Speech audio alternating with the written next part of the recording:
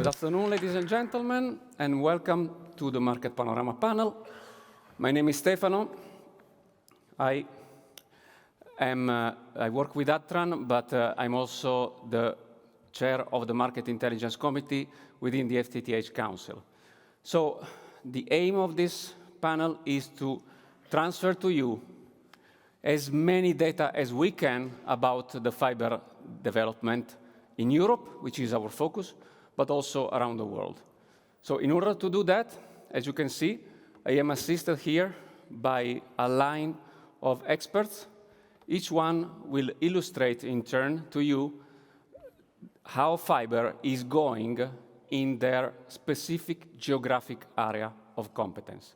So after my introduction, there will be a focus on Europe, then on Middle East and Africa, then on the US, and then on the OECD countries. This will be the first part of the workshop, of the panel. In the second part, there will be quiz time. So I will ask a couple of questions to each one of the panelists here.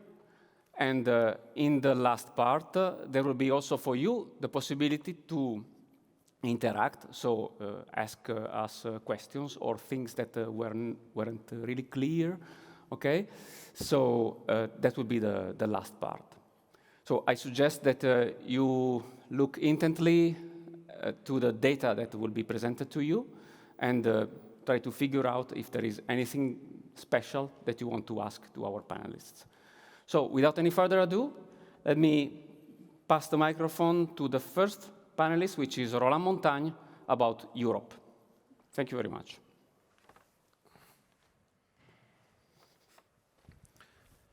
Good afternoon, ladies and gentlemen. So I am Roland Montagne, Principal Analyst covering FTTH markets at IDATE.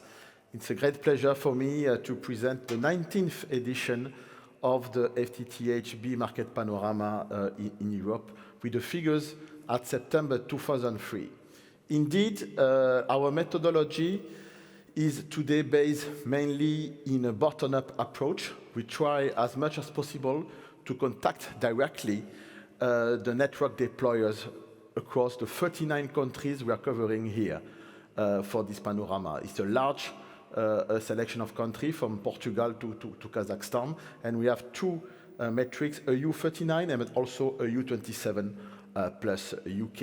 And we also consolidating the data, looking at the regulator or government figures, and with a lot of interaction also. And I would like to thank you here, to thank the member of the Council Europe for the interaction.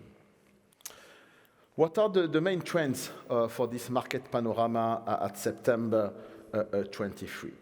Well, we have counted 244 million FTTH home passed in the region, to be compared to 121 million FTTHB subscribers. This is for EU39. You see also the total for EU27 plus UK with 78 million subscribers compared to 147 million homes passed.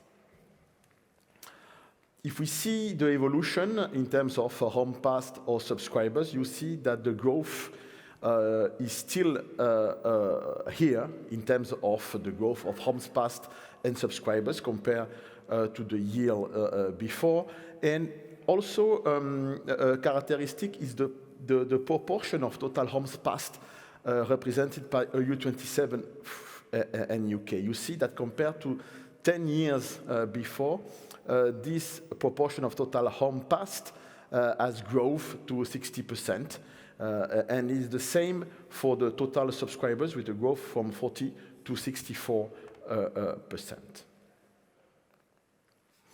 We are also looking in this panorama at the category of players deploying fiber to the home. We have in this panorama 410 FTTHB initiatives described in all the Excel sheets describing the national market. One point is that, as you see, the category of players deploying fiber has evolved. In 2011, it was 71% of the homes passed by alternative ISPs. They were most of the time at the beginning of those initiatives, but today we see that the incumbents are today progressing, representing nearly 40% of the home passed at September last year. If we see now in the countries what happened on the last 12 months, you have here the homes passed in terms of FTTH, FTTB. On the right side of the slide, you see the dynamic market in terms of growth, like Belgium, UK, Germany, Serbia, or Croatia. But what is interesting to see is the volume of homes passed deployed in only 1 year. UK is number one with plus 4.7 million homes passed in only 1 year, followed very closely by Germany, plus 4.4 million homes. France is still here, number 3, with plus 2.5 million. This is followed from Turkey and Italy with plus 1.5 million. This leads us to the coverage. The coverage is measuring the ratio of homes passed on total household. You see that there is 3 kinds of geography when this coverage is quite high. First is the pioneers in terms of deployment of fiber to the home in the Nordics. Countries such as Sweden or Norway or Iceland present very high coverage rate. The eastern part of Europe also, because most of the time of the settlement of population in MDU compared to SDU represents today a high ratio in terms of coverage. Countries such as Romania or Bulgaria, for example. And finally, we have also south of Europe representing today also high coverage rates, such as Portugal, Spain, or France, with more than 80%. Also, at the EU27 plus UK, you see the nearly 65% of coverage, with a growth of more than 7 points year to year, and 70% for EU39, with a growth of plus 6.5 points.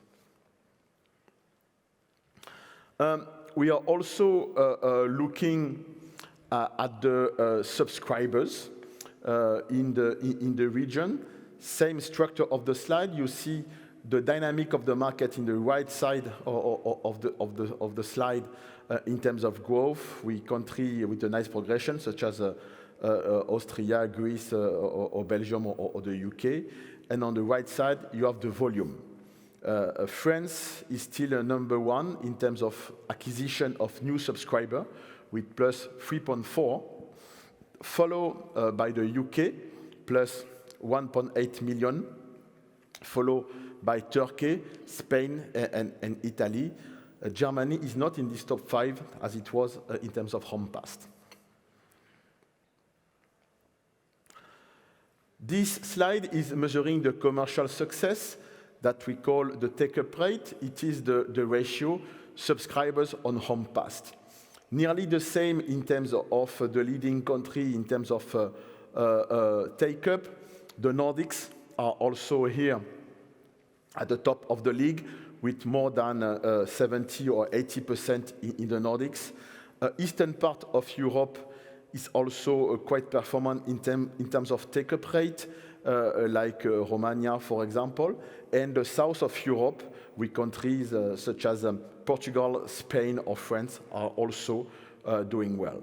You see that the progression at the EU27 plus UK or EU39 is quite little, only plus 1.3 point or 1 point more year to year. So there is, of course, some challenge here in terms of take-up rate, especially in countries such as Italy or here in Germany or the UK, but it's quite classic in the beginning of the FTTH adventure, where the operators are more concentrated in the deployment, and there is also competition with other platforms. We are publishing also the European leaderboard, which is measuring here the penetration rate which is the ratio of subscribers on total household.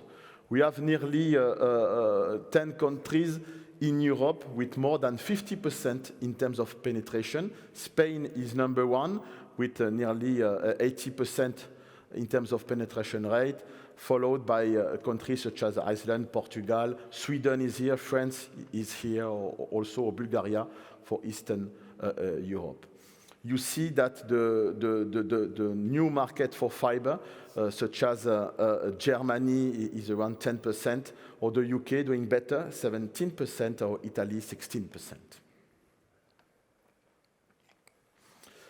This slide is representing the potential of the homes left to be passed for Europe. You see in dark red what are the millions of homes left to be passed in the main countries in Europe. The total for EU27 plus UK represent more than 80 million households to be covered for fiber to the home. This is representing 35% of the total homes in the region. It is in Germany plus UK, Italy, and we could add Poland also, the countries where there is the most work to be done in terms of coverage of homes for fiber connection. What are the key conclusions for this European market? We see here the top three main movers in terms of home passed. The new market, I would say, for fiber, UK plus 4.7 homes, Germany plus 4.4 million homes passed in 1 year, and France being still at September last year representing plus 2.5 million homes. So what are the good points of this panorama? Well, the coverage is progressing. We have today 70% of coverage for EU 39, and 38 out of the 39 countries have passed the 50%. If we look at EU 27 plus UK, we have 65% in terms of coverage, and 23 of 28 countries with more than 50%. The contribution, by the way, of EU 27 plus UK is increasing. There is still a progression to be done in the negative point in terms of penetration. Only 1 in 4 countries exceed the 50% penetration rate. There is also some competition with other technology that could delay also the deployment of fiber. I'm talking here about fixed wireless access or the DOCSIS technology. There is challenge in terms of reaching the full coverage of Europe with, for example, Germany, UK plus Italy representing 48 million in terms of homes left to be passed. I will conclude this presentation traditionally with the publication of the global ranking. This is the penetration rate, but for all the countries of the globe. We are here representing the countries with more than 25% of penetration. So congratulations again to the UAE representing today the top of this ranking with more than 99% in terms of coverage. But we have here other countries being in this ranking, European countries such as Spain or France in the top league. We have also a country from MENA such as Oman being here, or from LATAM such as Ecuador or Mexico. This is the top country with more than 25%, and this is the countries being in the ranking but with less than 25%. Here we have, of course, countries of Europe such as Italy or Germany or the UK being here, but we have also other countries such as Australia being still in this league. So this was basically what I wanted to present, and I will be happy after to answer your question. Thank you very much.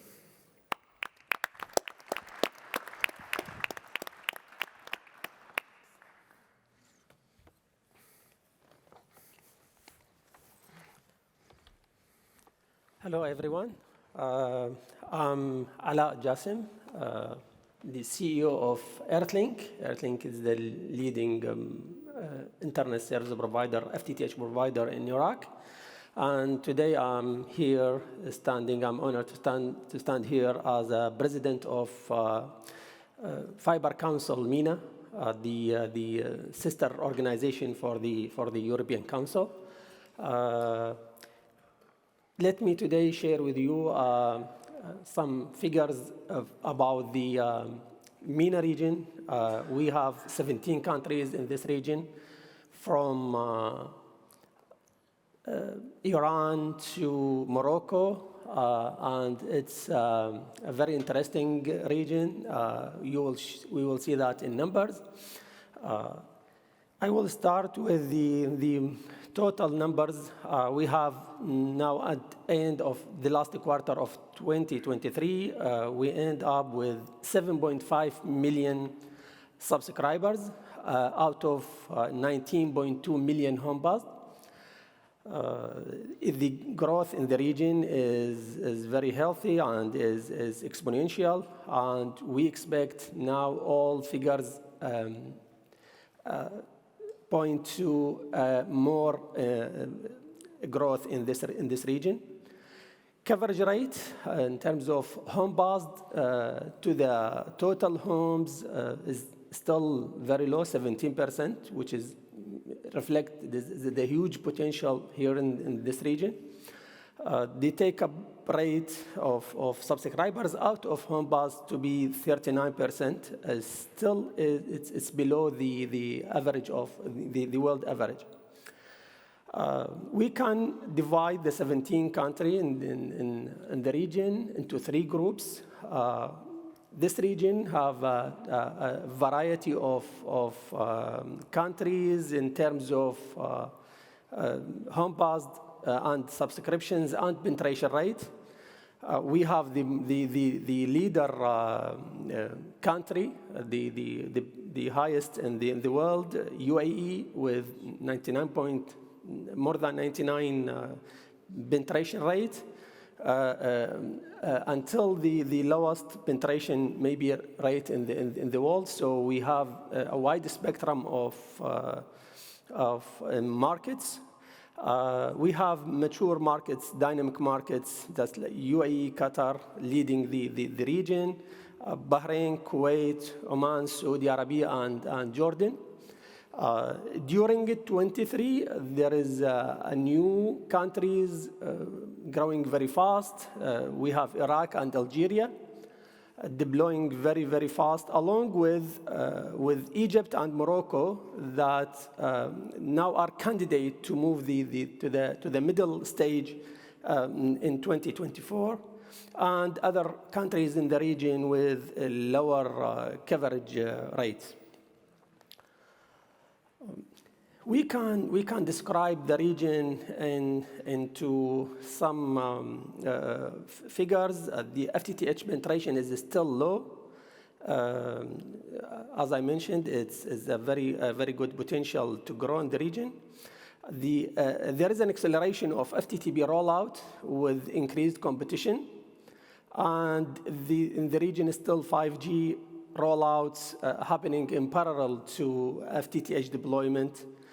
Finally, the FTTH enabling even it's the FTTH now enabling and goes in parallel with huge digital transformation in the region and smart city initiatives in many countries. And we have some challenges also. Sometimes it's like any other world any other region in the world, and sometimes some challenges specific to our region. We have strong competition from copper and coax. Some of countries still copper and coax cable provide service.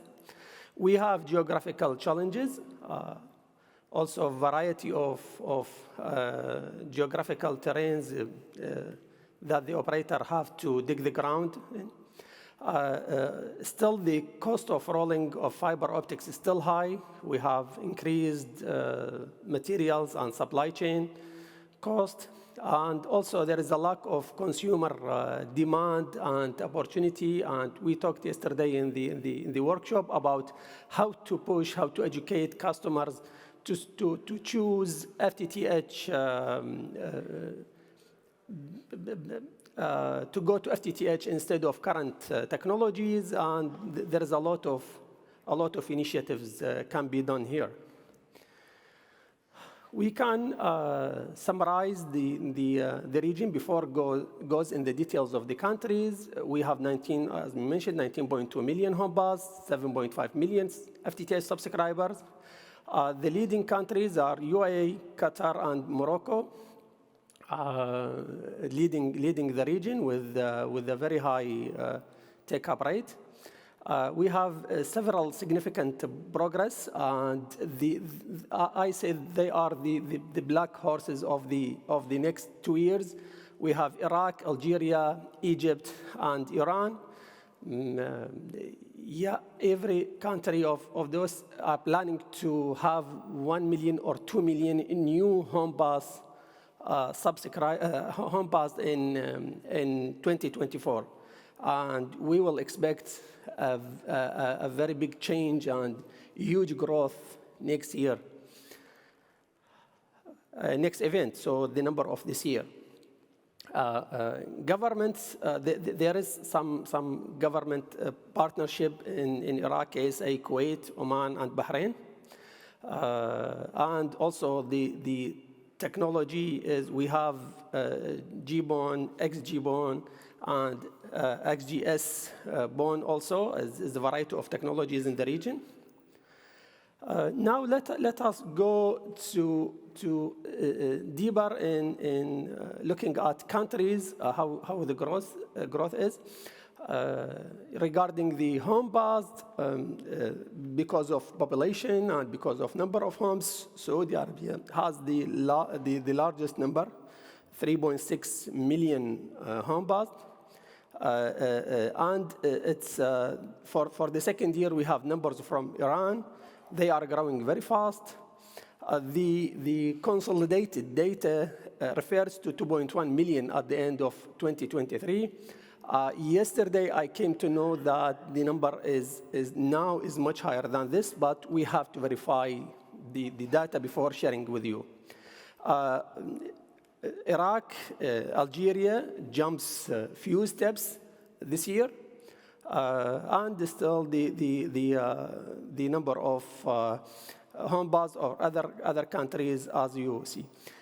During last year, we see that there is a huge growth in Egypt. As I said, Iraq, Algeria, Iran, they are doubling their numbers every year. And regarding the subscribers, we have the UAE still in the beginning. Saudi Arabia is in the second stage with 1.6 or 1.7 almost million subscribers.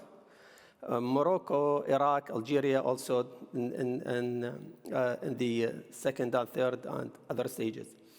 And growth here, we see, for example, Iraq is deploying very fast, but subscriptions is late. But Algeria, Egypt, Libya, there is a very robust growth in number of subscribers. I hope these numbers is informative for you, and we are ready to have any questions about the region. And it's invitation for all companies, for all investment to have a look and to focus on the future of MENA region. It's booming in next 5 years, and it's highly recommended to have a close look at this region in anyone from its perspective, either operators, investors, vendors. We are welcoming in all any company, and we are in the council, in the MENA Council, happy to help anyone to get any information on connection with any of the operators in these countries. Thanks a lot.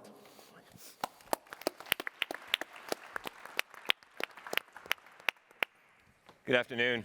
I'm Gary Bolton. I'm the President and CEO of the Fibre Broadband Association for North America. And, you know, what an amazing opportunity we all have here in this room.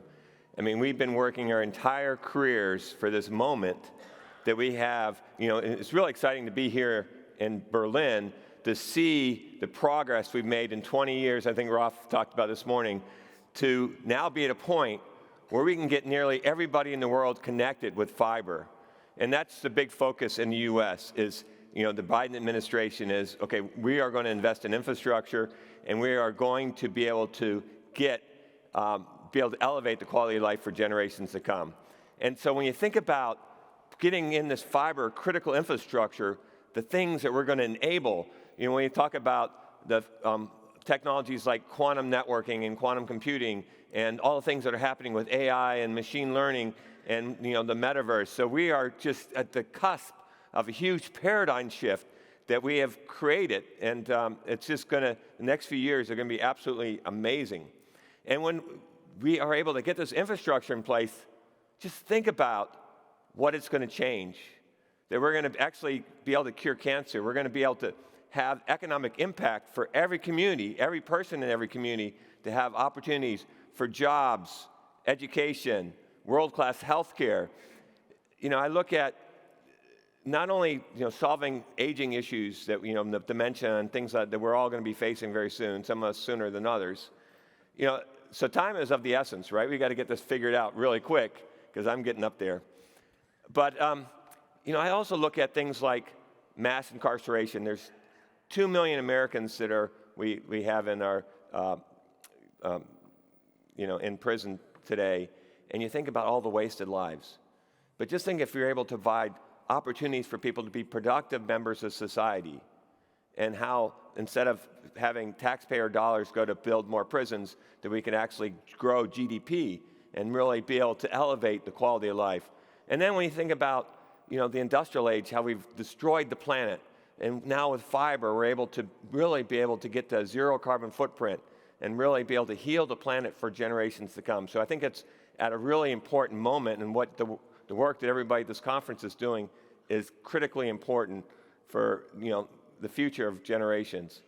And so to put things in context, in the US, there's about 130 million primary residents and another 10 million homes, secondary homes. So we have about 140 million homes to get past with fiber.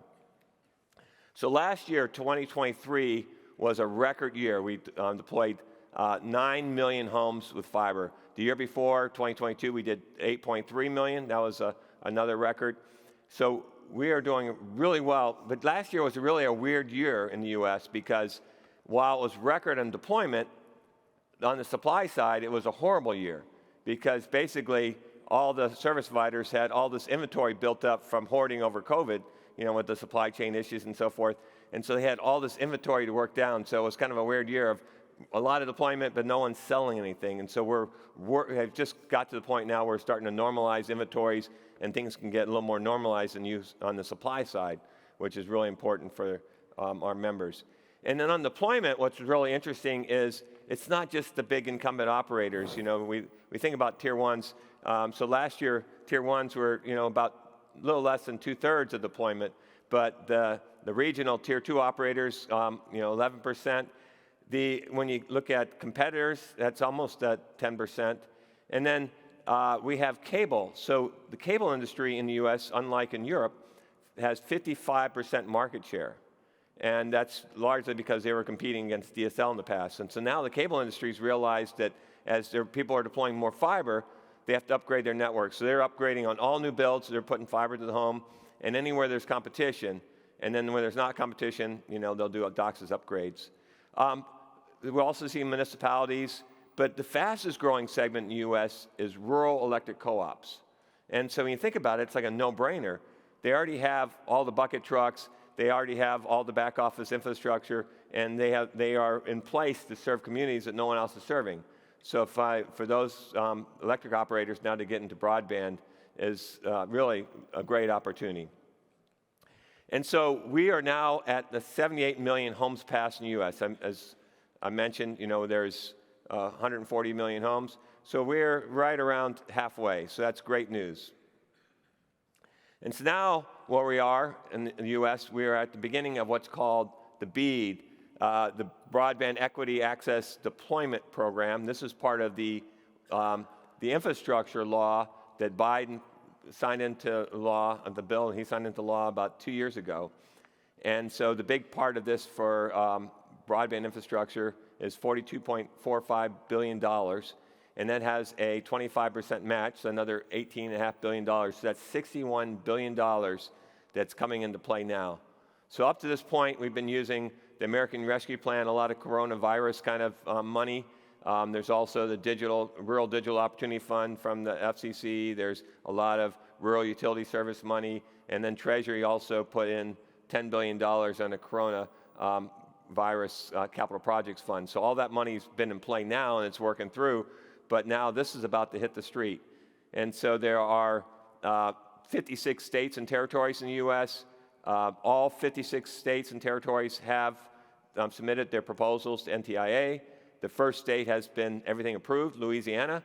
So that money is ready to go, and Louisiana's off with their gumbo grants. And so that's going, and we're just waiting to get the rest of these things approved. And so with this money, this 60 billion plus, the goal is to be able to reach the unserved and underserved people in America.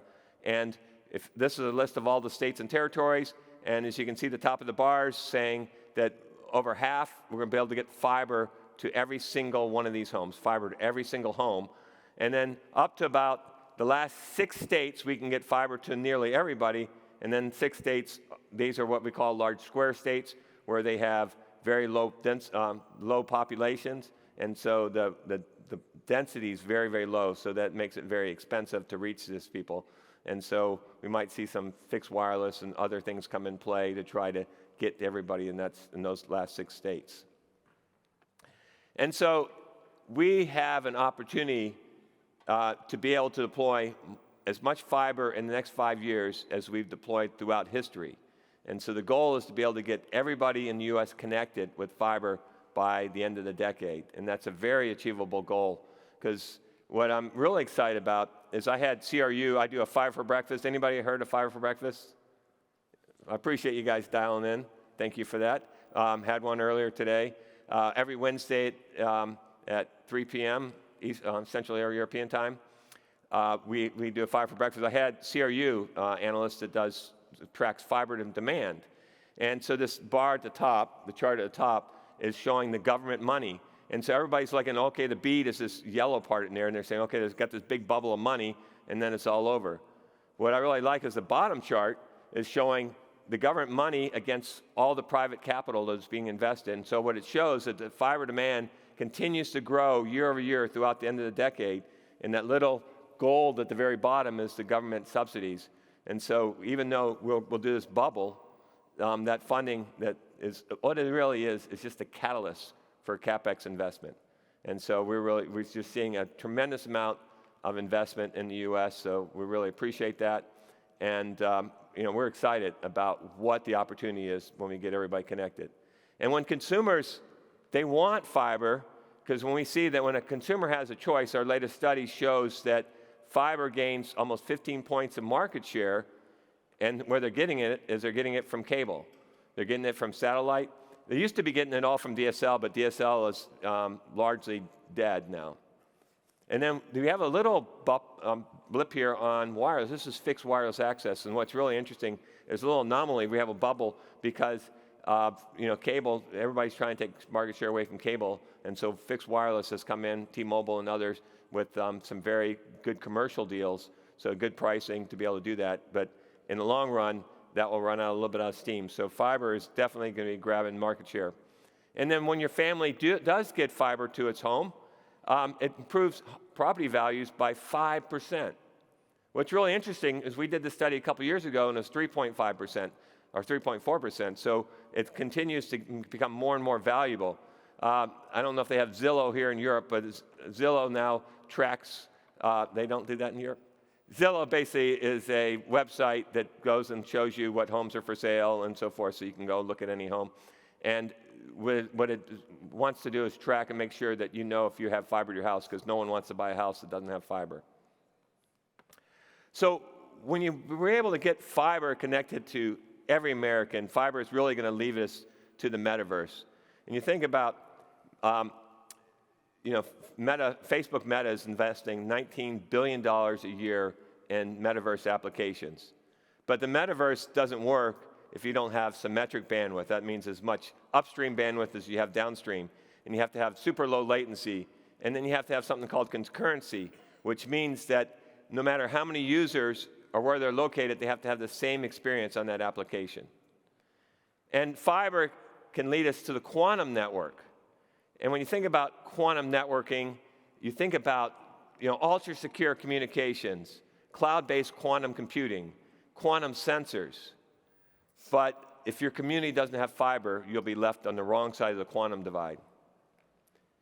So when fiber leads, we're going to be able to close that digital divide. We're going to be able to raise the quality of life with education and job opportunities, and eliminate poverty, and create long-lasting sustainability. So I'm just going to lead you with this, but thank you guys for being here. So when fiber leads, you guys are not very good at this. When fiber leads, Future Allah's. all right, thank you. Yes.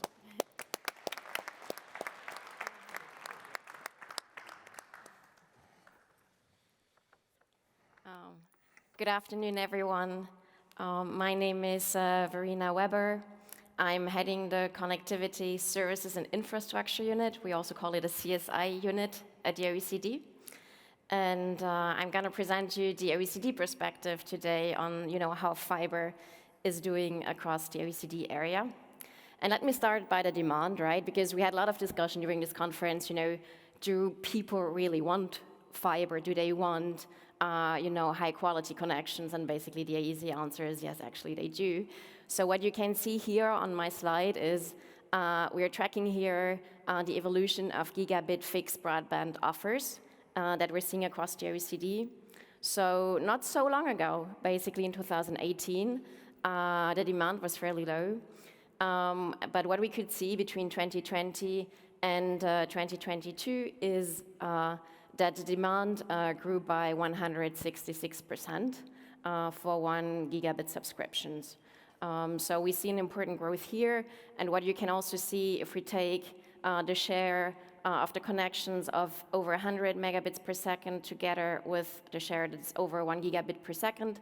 So what we have at the moment is we have roughly 65% of all of the connections in the OECD area are at higher speeds than 100 megabit per second. So we see clearly a very good progress in that sense.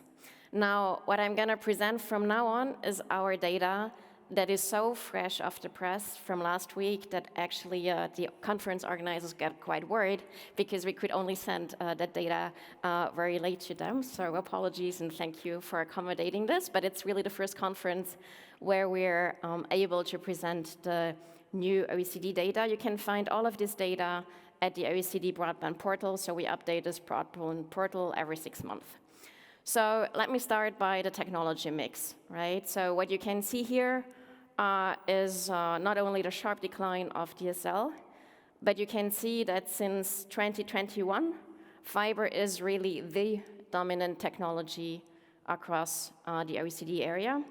So as of June 2023, which is the latest data point we have, published last week, we have 162 million fiber subscriptions in the OECD. This is followed by a bit more than 150 million cable subscriptions. So you see here clearly a very, very good trend towards fiber technology. Now, since we had the different parts of the world, like in my OECD presentation, I'm going to focus on one area that we haven't covered so far, which is Latin America, right? So I'm starting with the bad news. So this is a slide on the overall total fixed broadband subscriptions. So you see on the top, the blue line, the OECD average, and you can clearly see that there is an important gap to our Latin American members, which are Chile, Costa Rica, Mexico, and Colombia, right? So they have the lowest fixed broadband penetrations in the OECD, so they're really like the last 4 countries, unfortunately, but they are growing fairly fast. And let me zoom into what's happening with fiber, because that's quite interesting what's happening here in Latin America. So what you can see here are the number of fiber subscriptions per 100 inhabitants. So this is the way how we compare countries to have, to make sure we compare apples with apples. So what you can see is that the growth for all of our Latin American countries here is exponential, right? And that it's much steeper than for the OECD as a whole. You can even see that now we have for Chile, we have more fiber subscriptions per 100 inhabitants that we have on average for the OECD. So in Chile, we're at 15.5, whereas the OECD average is at 14.6. And Mexico is just shortly after at 13. So this is quite a tremendous progress, and we're very happy to see this for our member countries. What I'm plotting here is the annual growth when it comes to the actual fiber subscriptions, and this tracks the growth over the last year, like from June 2022 to June 2023. And this is really a success story for Latin America. You see that Mexico had a 1-year growth of 68%, followed by Costa Rica with 42%, and Chile just below the OECD average when it comes to overall fiber growth. And let me give you a slightly different image. So here you can see the percentage of fiber connections in total fixed broadband connections. So as I mentioned before, we have, at the OECD, we're at 41%. But you can see that a couple of Latin American countries are well above the OECD average. So in Chile, now 69% of all the fixed broadband subscriptions are fiber subscriptions. So they're nearly joining our, what we call the top, top percent that have more than 70% of fiber subscriptions. So those are the ones that you'll find in our press notes. So we always communicate on them. So clearly, I mean, the traditional leaders there have been Japan and Korea for many years at the OECD. Roland mentioned Spain, that is really successful. In Europe, we also have like Iceland, Sweden, and Lithuania, and Latvia that are doing really, really well. But then for Latin America, so Chile 69%, and Mexico just slightly below at 62%. So that means, the subscriptions Latin America is building up. A lot of them are fiber subscriptions. And you see that basically Costa Rica is also above the OECD average, and Colombia is not very far. Now, what is driving this growth of fiber in Latin America? So what we can really see as a trend is there are a lot of wholesale access fiber networks that are currently being built in Latin America. So, for example, for Colombia and Chile, this is done often by a partnership, for example, Telefonica and KKR, that have teamed up to build out new fiber connections. So, for example, for Colombia, I think they're now at 3.6 million homes passed, which is like from zero to that is quite significant. Then the probably biggest wholesale access network that we're having in Latin America is in Brazil with Vital. Brazil is not an OECD member country, I should say, but an accession country. So this is why we're tracking Brazil quite closely as well. So Vital now has about 20 million homes passed. So it's a spin-off of the operator Oi. And they're aiming for 34 million connections, homes passed, by 2025, I think. So that's quite interesting. And then we also see some development, some wholesale access development on the mobile side. For example, in Peru, we have Internet para Todos, which is again a partnership between different companies. Like there is a development bank, the BID invested there, Telefonica, but also Meta, a content provider. And we do see that two big operators in Colombia, joined forces to create a wholesale mobile access network. So a lot of dynamics in that market is actually driven by wholesale access. Now, what do we see for the overall OECD areas in terms of policies? We see that a lot of countries are updating their sectoral laws, to make sure they get high quality connectivity to everyone and everything. We had 3 Latin American countries that were doing that. We heard from Gary that we have a lot of public funding programs to get fiber to the rural and remote areas. You mentioned the United States. We see that in Europe with the European Recovery Funds. Some countries really focus on getting fiber to the more remote areas. We do see that we also have quite innovative public funding mechanisms, and I brought you one example on Brazil, which is the Brazil Connected North program. So here we're talking about the Amazon, and in the CEO panel before, we heard a lot, that it's difficult to deploy fiber in Germany because it's underground, you have to dig deep, it's costly. While in the Amazon, this is everything times 3, because in some of the areas, I worked for the Colombian government for a year, the soil is moving so much that if you put a cable one day, in a few days, the cable, will move because the soil is moving, right? So you can't really deploy cables that easily. So the solution that was found in Brazil is to have subfluvial fiber. So they're using the big rivers in the Amazon to have, fiber connectivity that goes through the rivers, which is also more environmentally sustainable.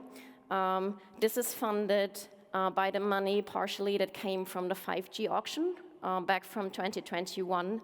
And they are currently planning to roll out 12,000 kilometers of fiber connecting 59 municipalities that didn't have any access to the internet. And there we're back to, okay, what opportunities does the internet open to someone, right? Because there it's really a game changer, because other services typically don't reach these areas either, right?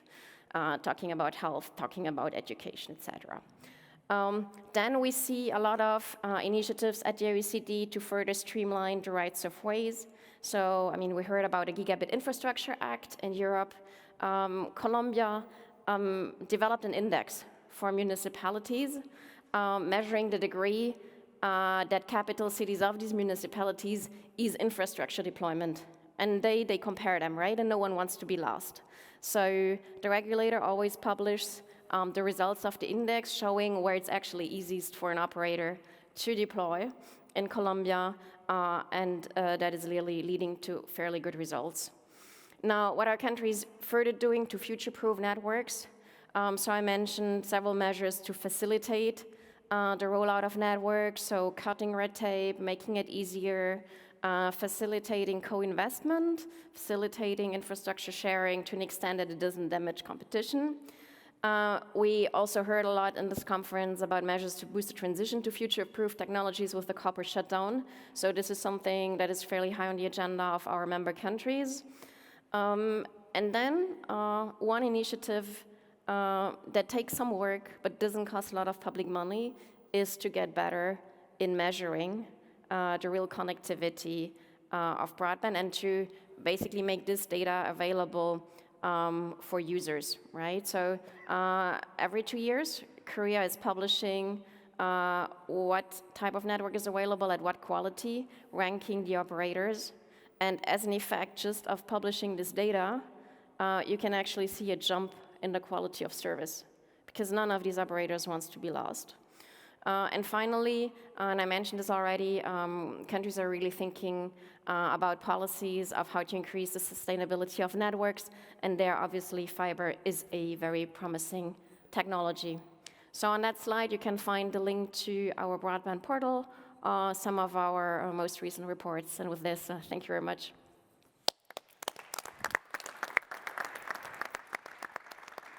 Thank you, Verena. So now is question time. I will have one round of questions for each one of you, and then the microphone will be open to the audience. So let's start with Roland. I think my question is exactly the same of last year, just not because I'm lazy, but because the problem has not gone away. So I'm talking about UK, Italy, and Germany, the three countries that have the most work to do together in Europe. So how do you evaluate their performance this year?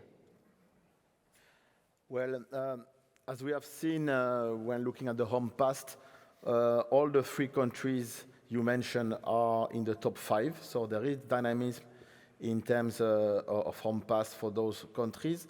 In terms of subscribers, it's only the UK being in the top 5. So if you compare the countries, the dynamic are very different. Italy was the land of a pioneer like Fastweb in the beginning of the 2000s. So today the deployment are progressing, but there's still work to be done in terms of penetration rate for the country. If we look at the UK, it's really the land of overlap with several telcos that can address up to 4 or 5 telcos can address one home. So it has been said in the panel today, there will be some consolidation in the UK market.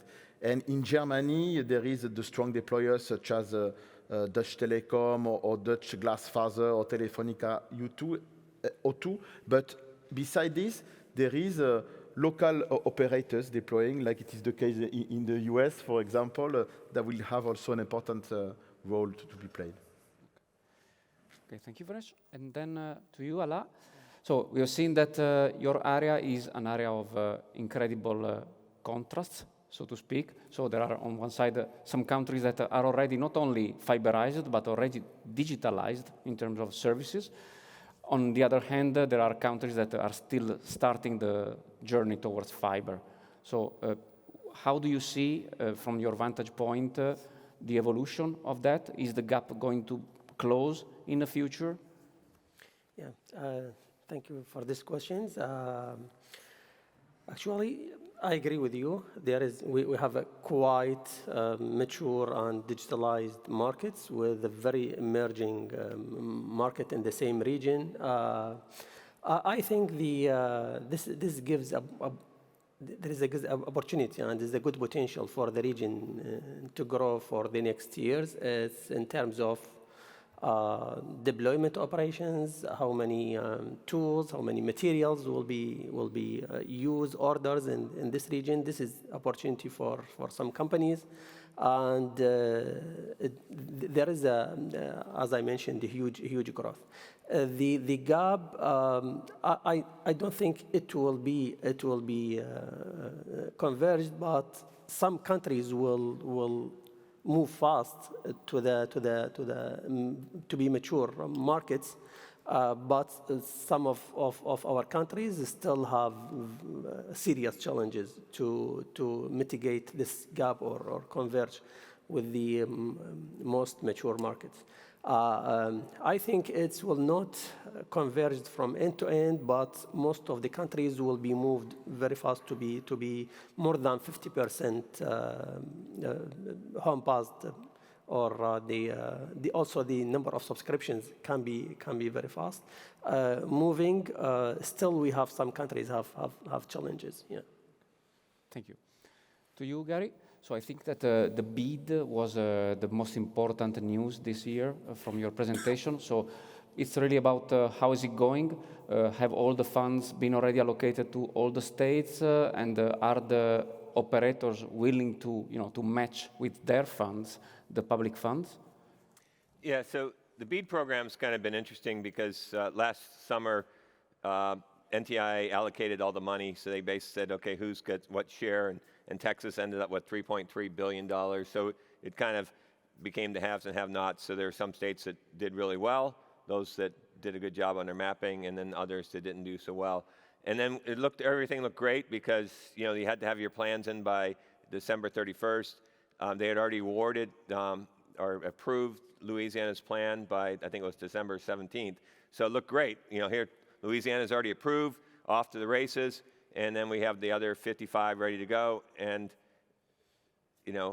it's what time is it now? It's almost April, and we haven't seen the second one get approved.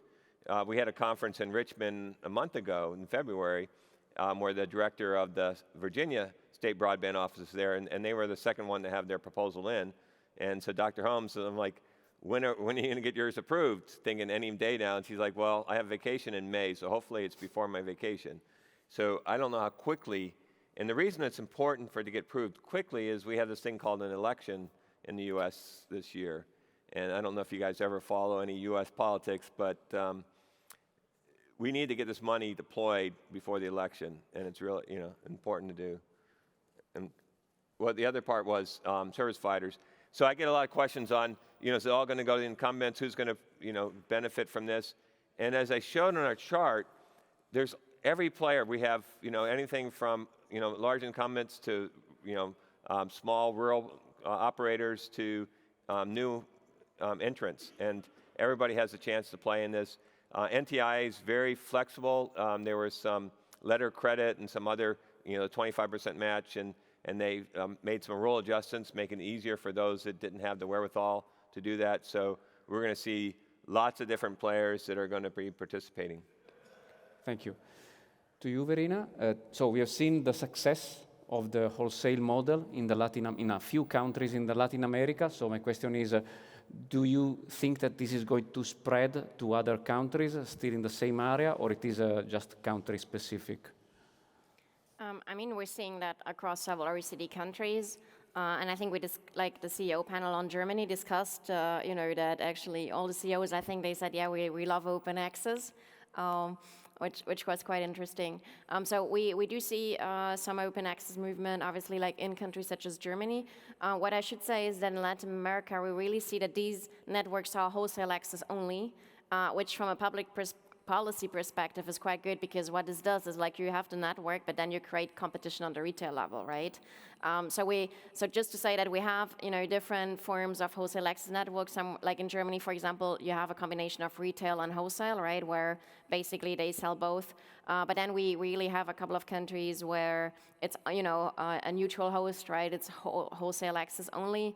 And also like for public funding, I do think like it was mentioned, in the US funding program. So for the first time for the US, actually, we saw, the notion of wholesale access really mentioned in a big public policy program. So no, we see this quite across a number of countries. Okay, I think there is room for another round of questions. So Roland, now let's focus on the mature FTTH markets in Europe, so the ones that have already coverage rate which is higher than 80%. So basically Spain, Portugal, France, the Nordics, the Baltics, Romania, Bulgaria. So have you seen any signs of slowing down of the pace of fiber deployment in these countries which are mature? Well, for the main countries of Europe, of course, there is sign of slowing down. For example, we have seen that today in the top 5 number of homes passed deployed in 1 year, France is still number 3, but Spain is no more in this top 5 ranking. That was the case before. So there is, in those countries, now the last 10% or 15% or 20% are, in terms of cost, the most challenging homes to be covered. So we see in this country some subsidies coming from the government to reach those parts, and also open access model being the solution to reach those places. Another point also in this mature market is to enhance their network. Some pioneers countries in Europe have deployed GPON, and today they have to deploy the new GPON technology, XGS-PON, or maybe 25 or 50 in the years to come. So it's not a dead network. It has to be lived, and today to invest also on the next generation technology. Alaa, so we have seen that in your presentations there are 4 countries in particular. I'm talking about Iraq, Iran, Algeria, and Egypt, where the growth of coverage has ramped up quickly in the last year. Can you just comment with us which were the factors that have enabled this? sudden growth? Yeah, for sure, it's the first question can come, the first reason come in mind is the data tsunami is generated by new applications. Every year we have increased streaming of videos, so normally there is a demand on the fiber connectivity. Wireless technologies either is not enough to cover this demand, or it's the RF resources is much expensive if we talk about LTE technologies, which is very capable in terms of throughput, but still is consuming a lot of RF resources. So as we move in time, we will see it's just like all the other regions in the world, increased demand on the connectivity. Another thing is the campaign or the phenomenon of digital transformation now in these countries. Most of the countries in the region is emerging countries. And there is the demand for on data service. I can give you an example from Iraq. From 2006 to 2016, we experienced double capacities required every year. And this means 32 times in 5 years. Yeah. After 2016 till now, we experienced between 35 to 45% increase in demand every year. And the people consuming more and more data every year. So with the requirement for digitalizing everything in the life, and we have in early stages most of the countries, except some Gulf countries and UAE and some quite mature networks. Other than them, most of the countries are in the early stages of digital transformation.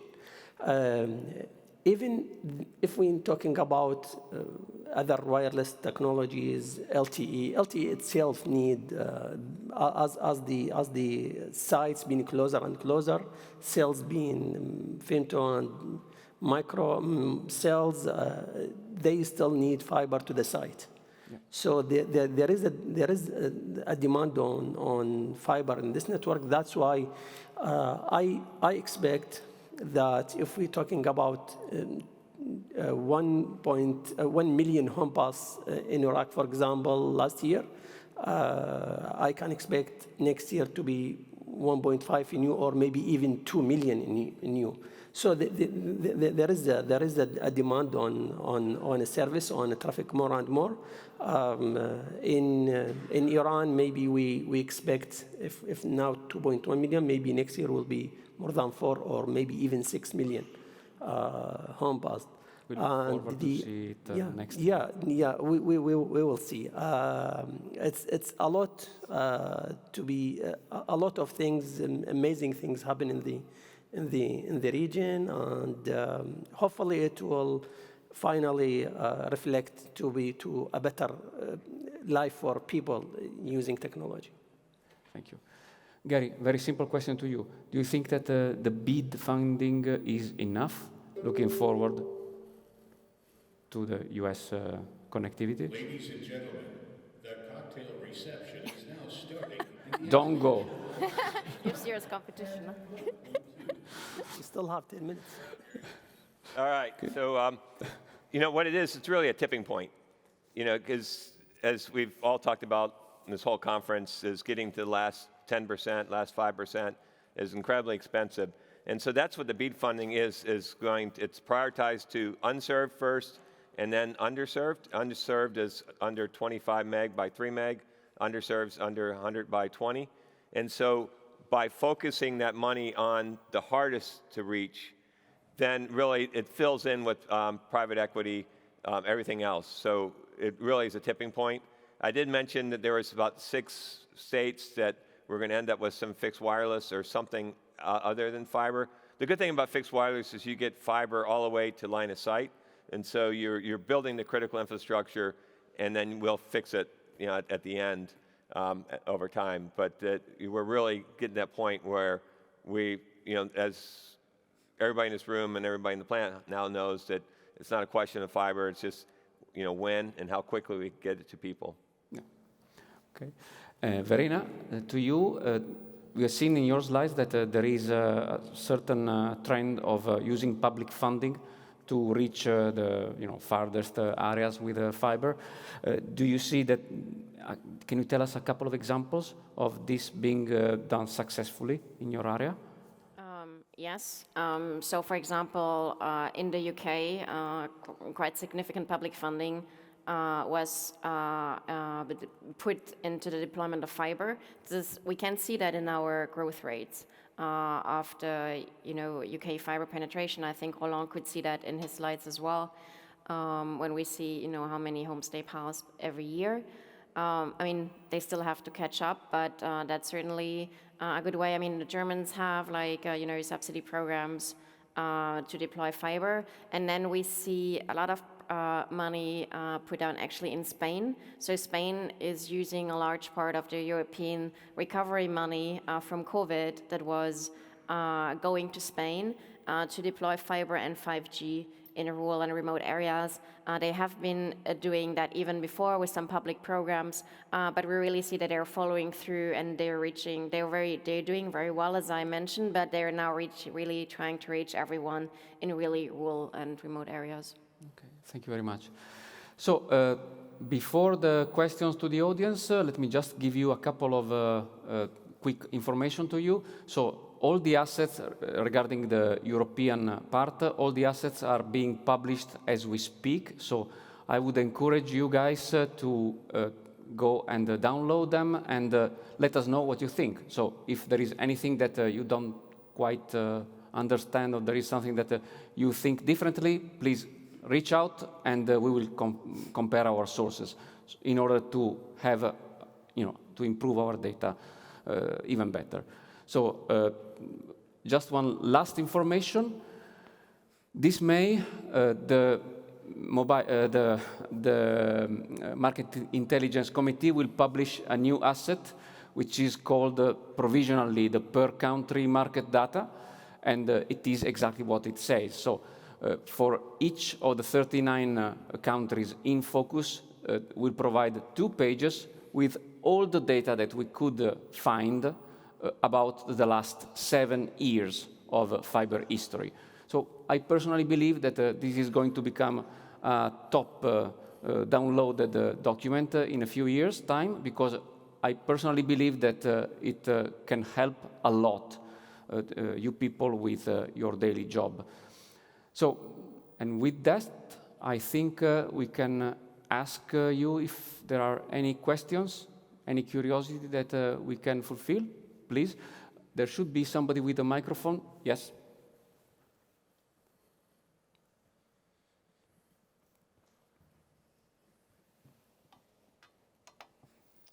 Thank you. I'm Kevin Morgan with Clearfield and also Fibre Broadband Association Senior Council Committee.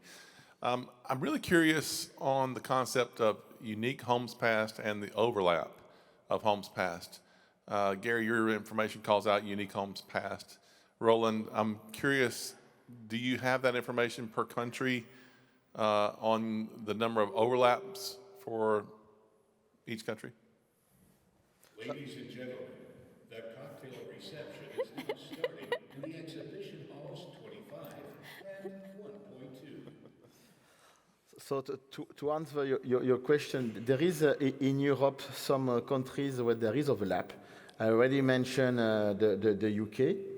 I can mention also Spain, when there is such overlap because of the population living in large MDUs. There is a few countries where it's happening. I don't have here the data in mind, but it is available on the national data we are publishing. But it's not for all the countries in Europe. It's maybe less than 10 in Europe when this kind of overlap is happening. But the UK is the most prominent, I would say. Any other? Yes, the gentleman there.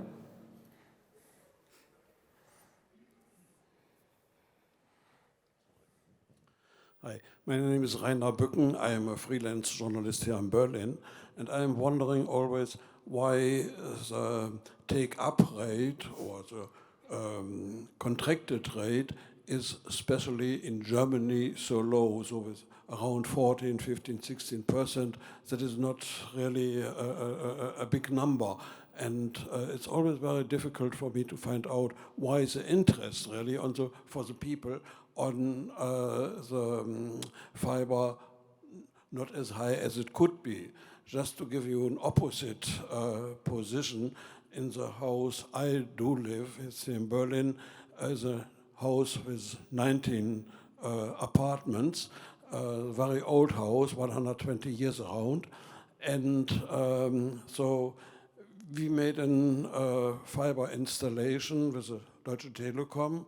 So the final quote is 100% connecting rate. So in every flat, in every apartment is the fiber connection, and 18%, 80 of the families are using it, and so